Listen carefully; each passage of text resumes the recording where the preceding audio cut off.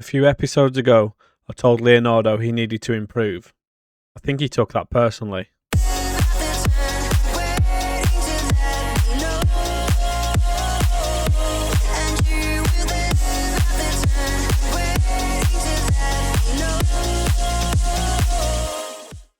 Welcome back to the Sir Alex Ferguson Aberdeen Challenge here on Super Sammy Plays. After some huge European nights over the last few episodes, it's time to fully focus on the league. And with the form that we're in, the rest of Scotland better be worried. We finally seem to be over the worst of the injuries, and with our new signings finally starting to hit their best form, we've begun absolutely tearing teams apart. We've also got the January transfer window opening up, so we could make some new additions there, but more importantly, we need to make sure none of our big players actually leave. So, let's get into it. And one of those potential new signings could actually be this man, John Duran. I know, look at me, potentially signing another ex-Aston Villa player, but I do end up actually bringing this guy in on trial to start with because I'm not particularly sure how he's, where he's at in terms of the game. He's got some good stats, and we probably do need another striker, but at the same time, I don't want to go and spend all of our wages on him, so we did end up speaking to his agent and then eventually getting him in on trial, and we'll see how that one turns out later on in the episode.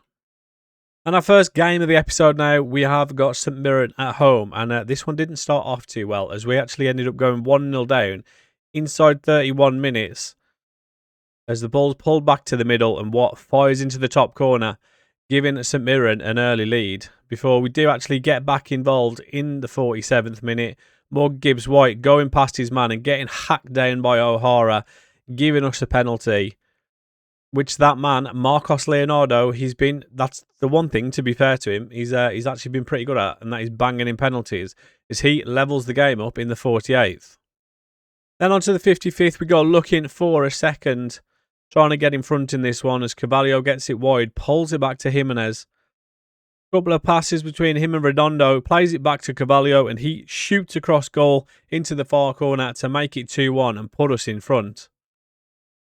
Before St Mirren actually get back involved themselves with a great ball over the top, a great finish, and it is level from a goal from Obregon, and it's 2-2 until the 83rd minute, where we do eventually get another goal as it comes out to Kamara.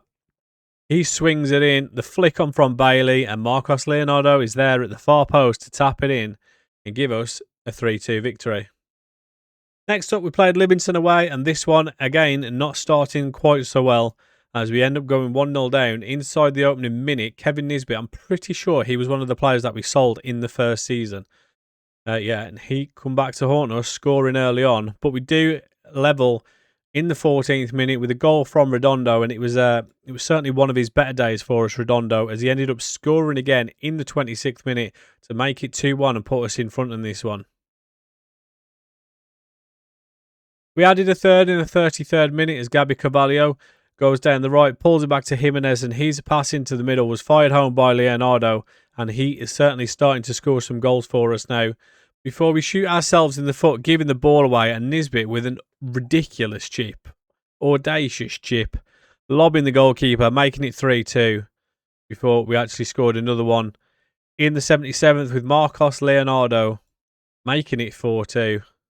And then just to add the little cherry on top, we do add another in the 83rd minute with Ours corner, headed home by the youngster, Shishkarev, the youngster, making it 5-2, and that is how the game finished as we had another 3 points.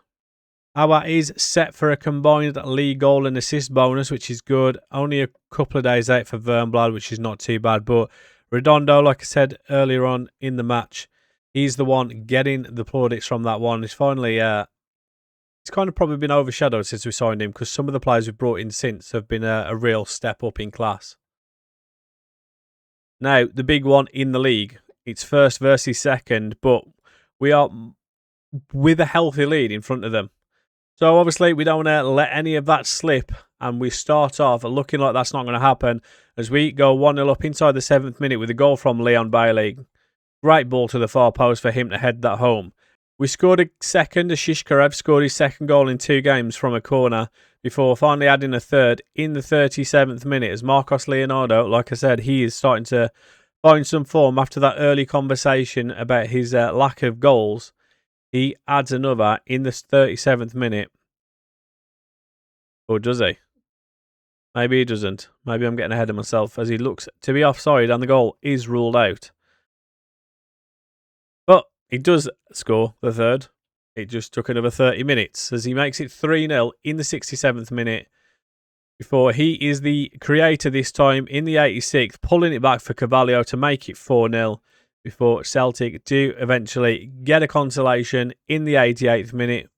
A good finish, to be fair, from Abdel Karim, making it 4-1. And yeah, I guess it's slightly less embarrassing for Celtic, isn't it? And after that victory, you can see that after 20 games played now, we are 11 points clear and looking very, very comfortable at the top of this league. Next up, though, we play 4th place in Dundee United away. I think it's Tannadice, is it, the stadium?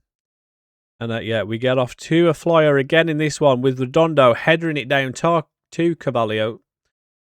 Sorry, I'm not sure what happened there. And then in the 23rd, we do actually concede a goal. Sturton pulling a goal back for Dundee United before a good tackle there on Mitchell Frame, but Leon Bailey plays it in the middle.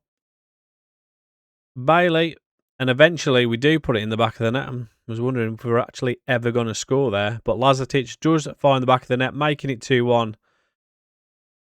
Well, we very nearly had a third in the 56th minute. I'm not sure how that one stayed out, but yeah, it did. And then from the resulting throw-in, if you might remember this man from the very, very first season, he caused us absolute chaos. And I can't really say karma, but it was nice to see it not going so well for him today, so he got sent off. And we do go on to win the game 2-1. Lazatic shining as we win, apparently. Only got one goal, but he has certainly done all right for us recently. I think the last time we checked, he only had 2 league goals or 2 goals or something total. So good to see that he's finally stepped up. And this man also, Martin Bernblad, he certainly stepped up. Every time we get the training reports through, he's always one of the top trainers. And every time I look at his stats, he is certainly progressing. And that is good to see. 5 goals now, 2 assists in 15 starts. So not a massive return, but for a youngster in his first season, I'm pretty pleased with that. And yeah, hopefully he's going to keep getting better as his value keeps rising as well. Next up, though, we welcome Hearts to Pittodrie as we look to get another victory. And this one starting off just as well as the last one. As we go 1-0 up inside the opening 9 minutes with that youngster, Martin Bernblad, adding his 6th goal of the league campaign. Before Hearts did go pretty close there from a free kick, but thankfully we make the save. We then had a second in the 47th minute. Sato down the left, comes back on his right foot, pulls it across to Morgan Gibbs-White, and he slots it in the corner to make it 2-0. Before we give Hearts a glimmer of hope, as in the 59th minute, Morgan Gibbs-White, after just putting us 2 goals in front, brings down Tiki to give them a penalty. And you know that man, Lawrence Shankland, I was going to say that he doesn't miss, but it turns out he did. And we win 2-0. So, yeah, another 3 points and a clean sheet, which is few and far between at the moment. And the transfer window is open. Slavia Prague making an offer for Kingsley Coman, who we never ended up actually going for in the end because I just thought we don't need another winger with all the options we've got. And we got the chance to change the season expectations, which I did. We don't get any extra transfer budget from it, but we do get an extra 90k per week, which could be pretty big for bringing in some potential free signings. We'll have to see what happens there. In terms of outgoings, though, we do get an offer for Husam Awa back from the Saudis. They want him back again, but they're only offering 6 mil. He has a release clause of 17.5 mil, so that's what it is. If you want him, it's 17.5 mil. We will not take any less, and we'll see what they come back with. Leonardo scooping player of the month, which is good to see. It shows what I was saying, that he's really been cooking recently. And yeah, I'm very happy with that, as they do come back in for our, and they offer a massive 7.5 million this time. So yeah, we'll give them a 17.5 and make it non-negotiable this time, and that'll hopefully be the last of that. As we see, 3 of our players in Team of the Week in Charles, Gibbs White and Lazatic. Always nice to see. And we'll see if we can get any more players in Team of the Week with this game as we play Kilmarnock away from home. And we end up going 1-0 up early on. Liam Cullen, he's a not name that you've probably seen too much recently, but he scores, putting us 1-0 up. Before, in the 32nd minute, we go down the right with DRB. He pulls it across, and Liam Cullen getting his second goal of the game. So it seems at the moment, no matter who we put in up top, they are scoring goals, which is you can't really ask for any more than that. In the 56th, though, we go looking for a third. DRB pulling it across again, and Lazatic this time there to fire it home. DRB getting all the assists in this one. Or Killy try and get one back themselves, pulling it across, and a great effort. Just unfortunate for them, it hits the post and goes to safety. We come close to adding a fourth in the 86th minute as the ball goes out wide with Ralston. He plays a great ball over the top to DRB. He pulls it across, but the shot is blocked, and I think it was actually offside anyway. So the game finishes with us winning 3-0. And Cullen getting the plaudits. Obviously, he scored 2 goals in that game, so that is pretty much as expected. And yeah, good that Al Ettifaq have withdrawn their offer for our now. So we do not have to worry about the Amaro situation all over again with our this time. And on to what will be the highlight of the episode, as we played Motherwell, and a great early goal for Ryosuke Sato, putting us 1-0 up in 25 minutes. Before adding another one 2 minutes later, Jimenez down the right, pulls it into the middle. Sanchez bangs it past the keeper as we extend our lead to 2. Before we finally add a third, we had to wait quite a while for this one, 43rd minute, as Marcus Leonardo scores again to make it 3. And then in the 50th, we add another. Martin Wernblad getting on the score sheet now, making it 4-0. Before waiting another 20 minutes for our next one to make it 5. Diaby on the left this time. Very similar, just mirrored to the last goal that Lazatic scored as Diaby pulls it across to the near post. We then add a 6th, going for our record here, and what a strike this is by a centre-back, by the way, an 18-year-old centre-back. A wonder goal that is for him. He'll probably never score a better goal than that. And we add a 7th. Bit of a mistake from the goalkeeper on this one. And Leon Bailey tucks it home to make it 7-0 in the 80th minute before we dropped our concentration. I mean, it's a great finish, to be fair to him. And Ibrahim said, pulls one back, runs back to the halfway line, which made me laugh because, yeah, he's still 6 goals behind, pal. But that is how the game finishes as we win 7-1. And fun fact for you, 7 different goal scorers as well.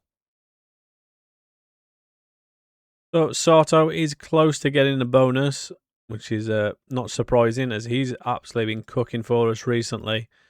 And Diaby getting the credit for that last game. I think he got a few assists. And he has certainly been cooking for us this season. Only 5 goals though, that's quite surprising, and 6 assists. I'm surprised at that. I would have expected those stats to be a lot higher. So yeah, I think it's fair to say we're in pretty decent form right now. We've extended our lead at the top of the table. We're scoring goals for fun, and this team is looking unstoppable right now.